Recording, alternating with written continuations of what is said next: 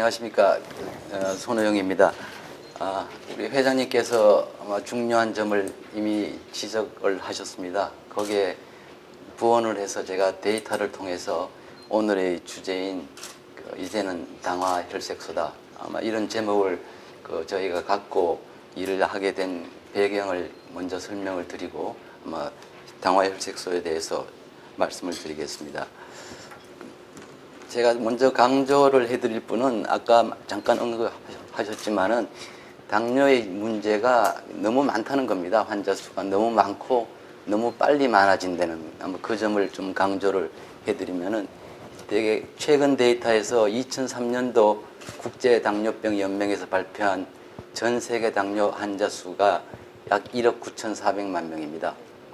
근데 하나 중요한 점은 이 중에 약 3분의 2가 주로 개발도상국가에 치우쳐 있다는 점이 아마 강조가 되고 있습니다. 또 하나 중요한 부분은 당뇨병이면서 당뇨병인지 모르고 있는 사람, 또 당뇨병이면서 치료를 받지 않고 있는 사람들을 감안하면은 현재 추산되는 환자 수의 한 35%, 한 6천만 명은 될 거라고 추산을 하고 있습니다. 따라서 실제 환자 수는 2억 6천만 명 정도로 저희가 추산을 하고 있습니다.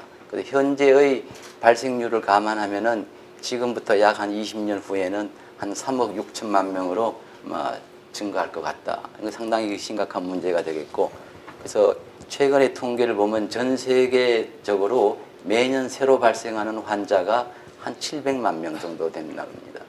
우리나라의 경우를 보면은 지난 20년간 환자 수가 최소 10배 이상은 증가했고, 아까 우리 회장님 말씀하셨듯이 건강보험심사평가원에서 보고한 걸 보면은 전 인구의 8.29%, 약 한 400만 명 정도 되는데, 현재 우리나라 발생률을 감안하면은 앞으로 한 약 20년 후에는 722만 명. 따라서 그때 인구랑 추산해서 보면은 인구 7명에 1명이 당뇨병이 될 가능성이 크다. 그렇게 생각하기 때문에 이런 심각성이 있다는 걸 저거 먼저 말씀드리고, 아까 언급드린 것처럼 앞으로 한 10년을 기준으로 하더라도 당뇨가 증가할 속도가 지금 예상하는 것이 아시아 지역이 57% 이상 증가할 것이다. 남미 지역이 50% 이상 증가할 것이다. 남미 지역이, 아프리카가 한 50%, 남미 지역이 한 44% 증가할 것이다. 주로 아시아, 아프리카, 남미 쪽에서 서구에 비해서 혹은 미국에 비해서 월등하게 증가율이 많다. 그걸 저희가 말씀드리고 싶겠습니다. 그래서 이런 배경하에서 당뇨의 중요성을 한번 말씀을 드리고, 오늘의 주제가 되는 당화혈색소라는 게 뭔가? 당화혈색소는 피검사를 통해서 저희가 얻을 수 있는 결과치인데, 평균 혈당 조절 정도를, 즉 지나간 약 2, 3개월간의 평균 혈당 조절 정도를 평가할 수 있다. 따라서 2, 3개월간의 지나간 과거를 저희가 평가할 수 있다. 그렇게 봅니다.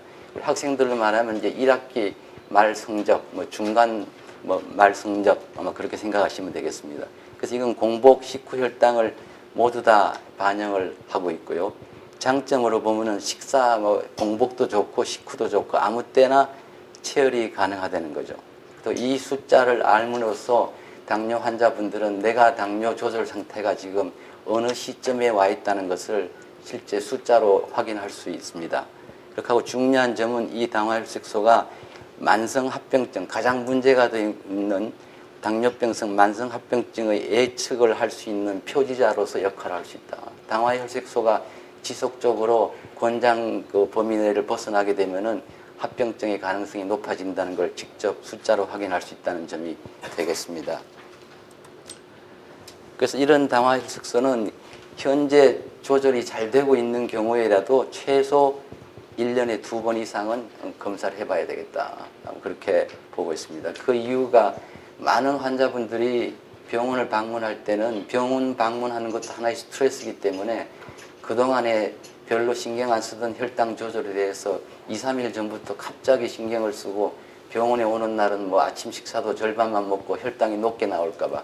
그래서 그날 당시는 혈당이 좋아 보이지만은 당화혈색소를 보면은 이분의 최근 2, 3개월간의 당 조절 상태를 정확하게 파악을 할 수 있죠. 그렇기 때문에 최소한 잘 되더라도 연 2회, 잘 못 되는 사람이나 치료 방법을 바꿔야 될 경우에는 최소한 1년에 4회 이상은 당화혈색소 검사를 해줘야 되겠다.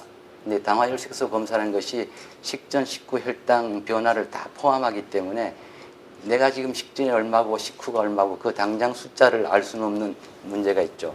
따라서 당화혈색소와 함께 우리가 흔히 하고 있는 자가혈당 측정을 같이 해서 상호 보완적으로 작용하기 때문에 두 가지를 같이 정례적으로 함으로써 아마 좋은 저희가 예측 데이터로서 이용할 수 있겠다 봅니다.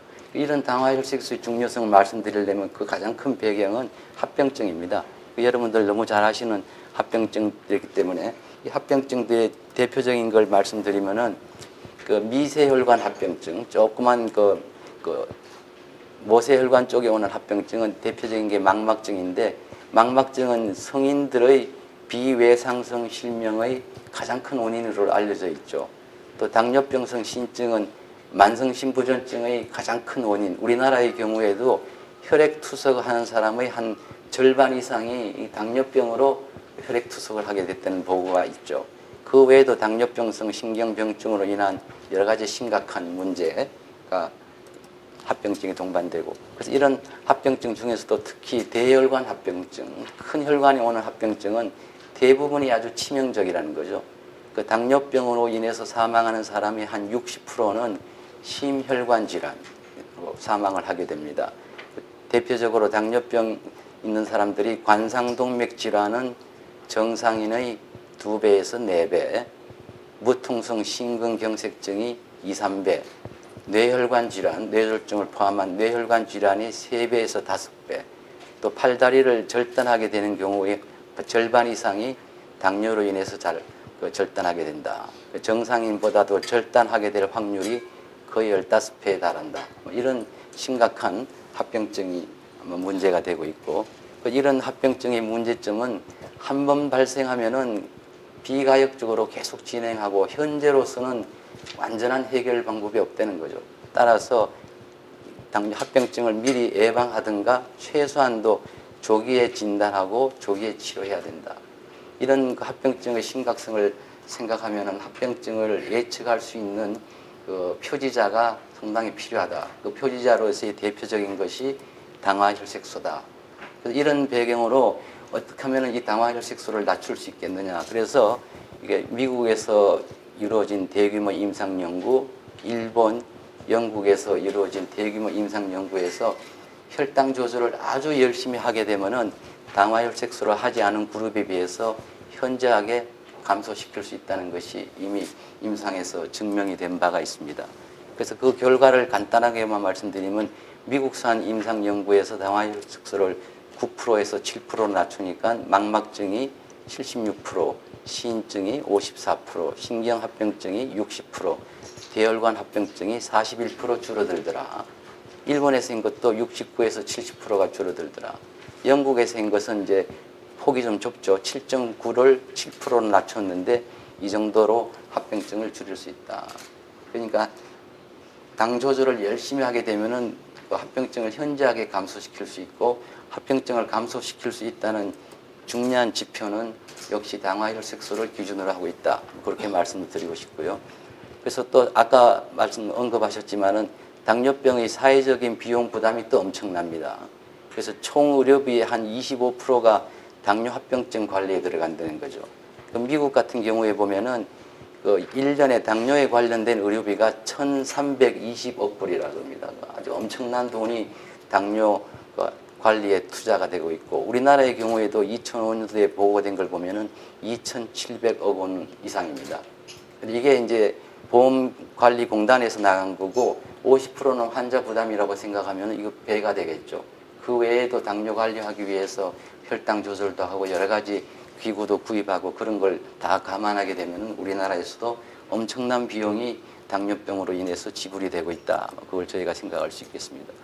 그래서 이런 당화혈색소가 중요한데, 과연 당화혈색소를 기준으로 볼 때 당화혈색소 기준이 얼마나 그 치료 기준에 접근하고 있는지 각 아시아 국가를 다 봤는데, 저희 목표가 아시는 것처럼 당화혈색소 7% 미만입니다. 7% 미만이 그린 컬러인데, 우리나라 경우를 보면 7% 미만에 도달한 사람이 한 30% 채 못 됩니다. 대만이랑 거의 비슷하죠. 위에 있는 나라들보다는 좀 성적이 좋지만은 아직까지는 상당히 그 30% 미만이기 때문에 저희들이 해야 될 일이 상당히 많다고 생각을 합니다. 유럽이나 미국이랑 비교해도 미국에서도 7% 미만이 한 36%, 유럽 국가들이 한 31%, 아시아 전체를 보면 21%, 아시아권이 조금 못하죠. 7% 미만으로 그 당화혈 색소를 조절하고 있는 국가들이, 이런 점이 지금 저희가 그 캠페인하게 된 배경이 되겠고, 또 서울시에 소재하는 여러 대학병원 당뇨병 클리닉에서 환자들의 당화혈색소 평균치가 얼마냐, 요 중간치가 6.5%입니다. 여기가 7%인데 7% 미만에 도달하는 사람이 아까 보셨지만은 거의 한 30% 미만입니다. 상당한 문제점이다. 저희가 그렇게 생각을 하고 있습니다. 그래서 이걸 조금 더 심각성을 저희가 좀 알기 위해서 저희 학회와 심사평가원 공동으로 연구한 자료가 있습니다. 거의 한 100만 명 이상을 분석한 자료인데, 다 해보니까 당화혈색소를 1년에 한 번 이상 체크하는 사람이 한 39% 정도, 또 당년대도 혈당 검사를 1년에 한 번도 안 하는 사람이 10.5%, 1년 내내 그 혈당 검사한 총 횟수가 24회 이상 검사한 사람은 6%, 당뇨가 나쁜 사람은 하루에도 4번, 8번 검사를 하거든요. 1년에 24회 이상이라고 하면 아주 적은 숫자인데도 6%밖에 되질 않아요. 합병증에 대한 눈 검사 받는 것도 6% 이내입니다. 그래서 아직까지도 당뇨병을 가지고 병원을 다니는 분들도 실제 꼭 해야 될 필수사항을 이행을 못하고 있는 경우가 너무 많다. 아마 그렇게 저희가 느끼고 있습니다.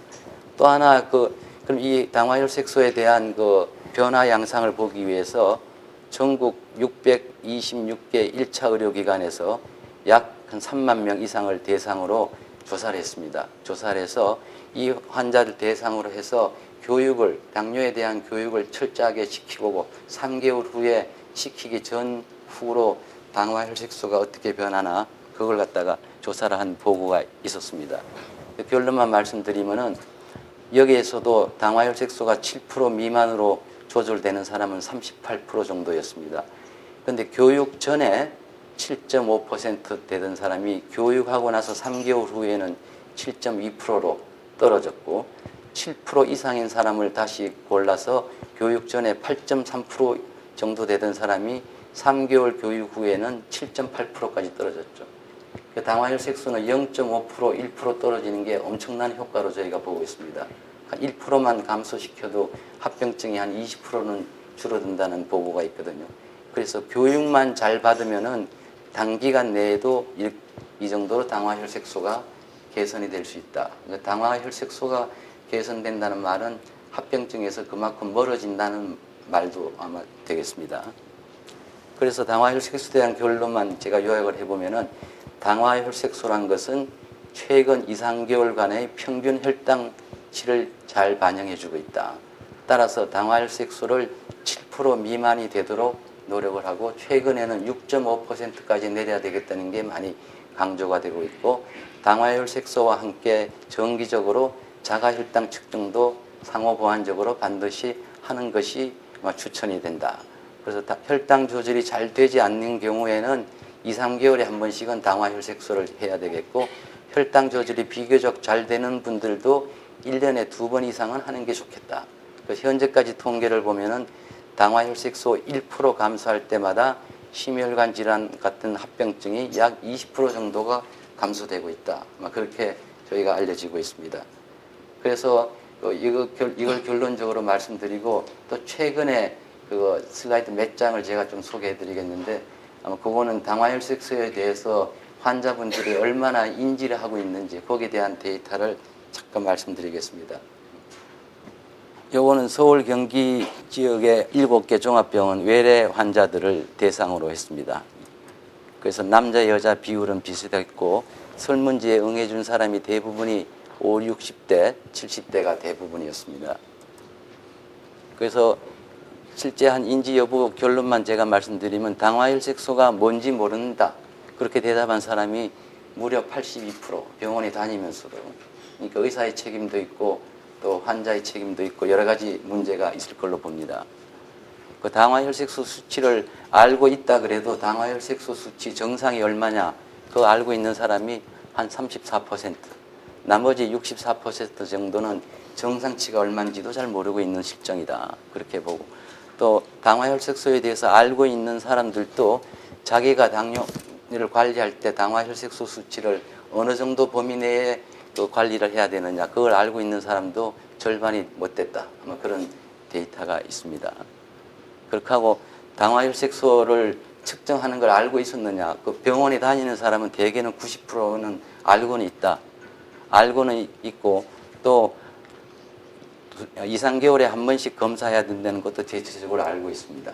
이 말은 무슨 말이냐면은 실제 그 병원에 다니면서 그 병원에서 당화혈색소를 정기적으로 측정하고 있는 병원에 다니는 환자들은 당화혈색소에 대한 인지도가 월등히 높다. 아마 그걸 갖다가 이야기를 하고 있는 것 같습니다.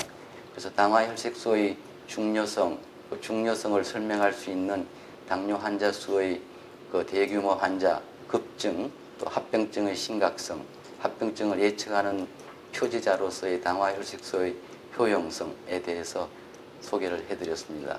고맙습니다.